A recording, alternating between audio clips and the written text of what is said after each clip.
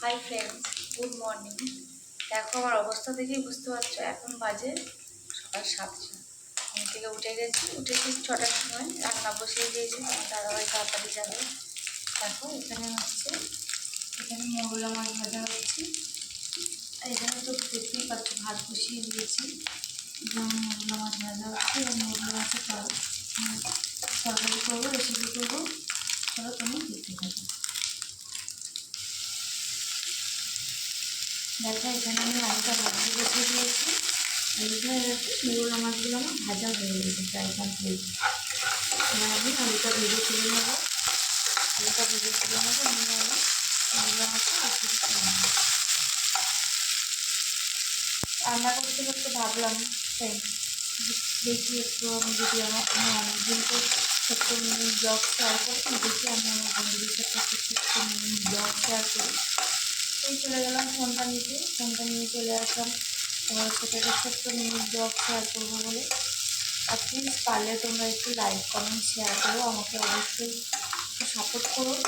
তোমরা সাপোর্ট করো না বলে তাই মনে হয় না যে ইচ্ছা করে না একটু তোমাদের সাথে ব্লগ শেয়ার করি বা ভিডিও বানাই। একটু তোমরা সাপোর্ট করবে, তবে তো মনে সাহস জন্মাবে বলো।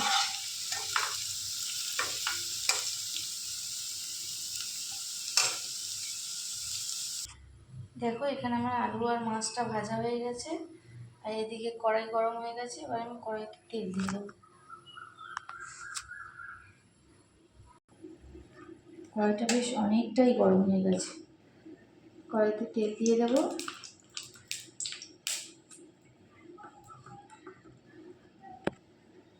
দেখো আমার জিরে ফোড়ন দিয়ে দিয়েছি। দেখো জিরেটা আমার ভাজা হয়ে গেছে, লাল লাল হয়ে গেছে। এবার দিয়ে দেবো পেঁয়াজ আর কাঁচা লঙ্কা।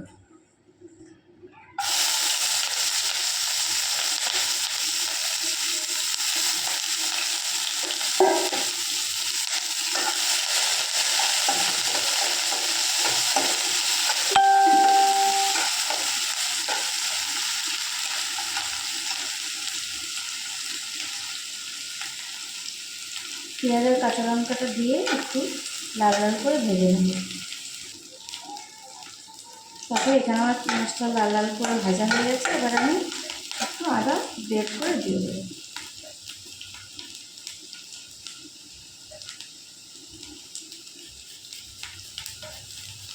গ্রেটার দিয়ে গ্রেট করে দিচ্ছি, তোমরা পারলে শিলে বেটে দেবে।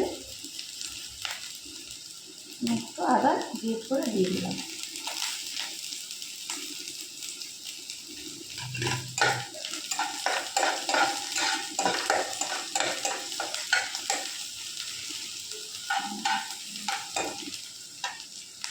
এবারে মশলা দেওয়ার পালা।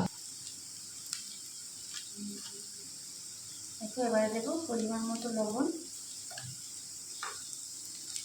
আর একটা কথা বলতে ভুলে গেছি বন্ধুরা, আমরা সবসময় সিন্দুর লবণ খাই, কারণ তোমার দাদার একটু রক্তের চাপ বেশি আছে, তাই আমরা সিন্দুর লবণ খাই। তোমরা পারলে তোমাদের যাদের যাদের প্রবলেম আছে তোমরা পারলে সিন্দুর লবণটা ইউজ করো, না থাকলেও সিন্দুর লবণটা ইউজ করো। সিন্দুর লবণটা খেলে কোনো সাইড ইফেক্ট থাকে না। সিন্দুর লবণটা খাওয়া বরঞ্চ ভালোই। 1 চামচ হলুদ দিলাম,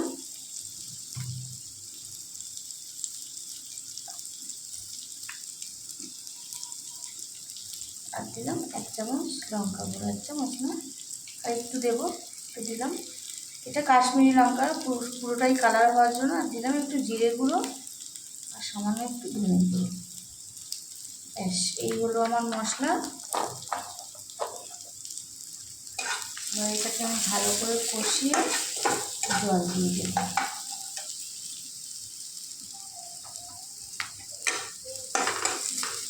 দেখো আমার মশলাটা প্রায় পুড়ে যাচ্ছে। দেখো আমি জল দিয়ে মশলাটা কষাতে দিয়ে দিয়েছি। আর দিয়ে দেবো একটু আলুগুলো ভেজে রেখেছিলাম, দিয়ে দেবো আগে থেকে। আলুগুলো দিয়ে দিলাম।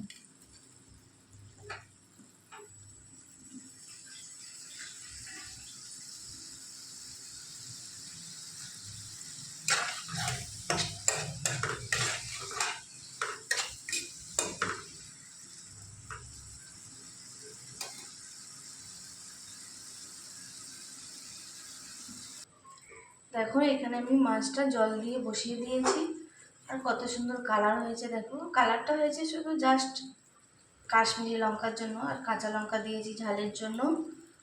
প্লিজ ফ্রেন্ডস, তোমাদের কাছে একটাই রিকোয়েস্ট, আমি এত সকালবেলা এত কষ্ট করে ছোট্ট একটা মিনি ব্লগ বানালাম, তোমরা প্লিজ দেখো আর কমেন্ট করো, শেয়ার করো। আর তোমরা দেখেই বুঝতে পারছো এটা আমার রান্নাঘর না, আমরা এখন যাত্রাগাছিতে চলে এসেছি একটা প্রবলেমের জন্য। তোমার দাদাভাই অফিস যেতে অসুবিধা হচ্ছিলো, তার জন্য আমরা এখানে শিফট করেছি। তোমরা দেখেই বুঝতে পারলে রান্নাঘরটা দেখি, কারণ আমার বাড়ির রান্নাঘর আলাদা আর এই রান্নাঘরটা আলাদা। টাটা বাই বলে এই পর্যন্ত ব্লগটা তোমাদের সাথে শেয়ার করলাম, একটা ছোট্ট মিনি ব্লগ। তোমরা দেখো প্লিজ, আর কিছু বলার নেই, বাই।